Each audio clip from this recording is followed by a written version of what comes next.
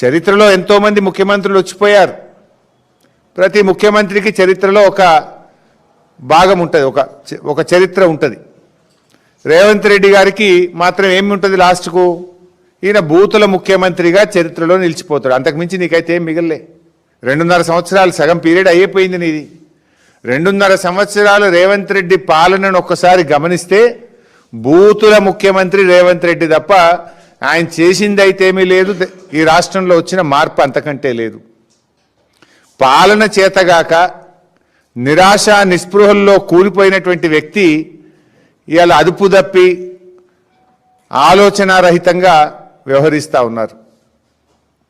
రేవంత్ రెడ్డి తన 2.5 ఏళ్ల పాలన తనకే సంతృప్తి లేక తన చేతగానితనాన్ని తన వైఫల్యాలను కప్పిపుచ్చుకోవడానికి